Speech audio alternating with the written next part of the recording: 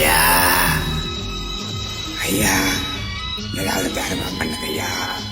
ரொம்ப பசியா இருக்குதுங்க ஐயா. சாப்பிட்டு 2 நாள் ஆச்சுங்க ஐயா. ஐயா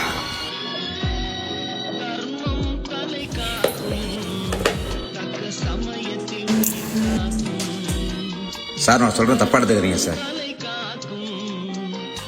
சார், தர்மம் பண்ணுங்க சார். தர்மம் தலை காக்கும், பெரியவங்களே சொல்லியிருக்காங்க.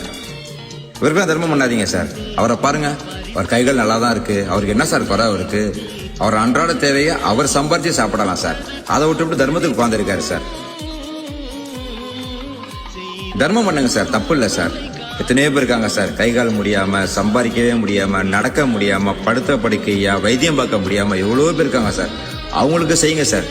இவருக்கெல்லாம் பண்ணினீங்கன்னா அவருடைய சோம்பேறித்தனத்துக்கு நீங்களே ஒரு காரணம் ஆயிடுவீங்க சார்.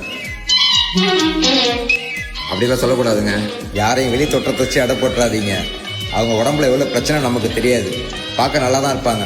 அவங்க உடம்புக்குள்ள 1000 பிரச்சனைகள் இருக்கலாம். அவங்க மனசுக்குள்ள 1000 பிரச்சனைகள் இருக்கலாம்.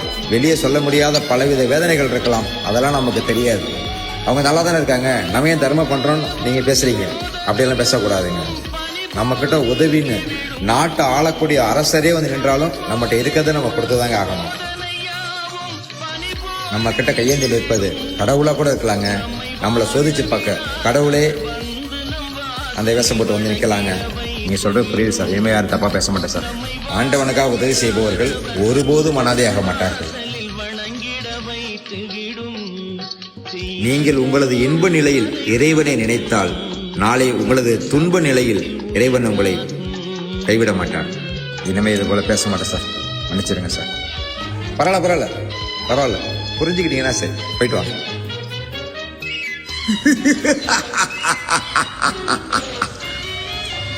ஆண்டவனுக்காக செலவு செய்பவர்கள் ஒருபோதும் அனாதையாக மாட்டார்கள். அவர் தர்மம் பண்ணாடி கூட பாவங்கள் சேராது. அவர் தர்மம் பண்றதை கெடுக்கிற உங்களுக்கு முழு பாவமும் சேரும். ஜாக்கிரதை. ஆண்டவனுக்காக செலவு செய்பவர்கள் ஒருபோதும் அனாதையாக மாட்டார்கள்.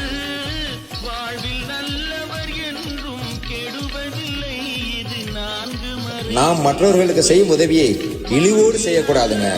இரக்கத்தோடும் உள்ள அன்போடும் இறை அச்சத்தோடும் மன நிறைவோடும் செய்யணுமுங்க. அது உணவாக இருந்தாலும் சரி, உள் அன்பாக இருந்தாலும் சரி, உதவியாக இருந்தாலும் சரி, இறைவனுக்கு பயந்து இறைவன் கொடுத்தது இறைவனுக்கே திருப்பி கொடுத்துறணுங்க. அப்பதாங்க நம்ம வாழ்க்கை சிறப்பா இருக்கும். நம் சந்ததிகள் சிறப்பா இருப்பாங்க.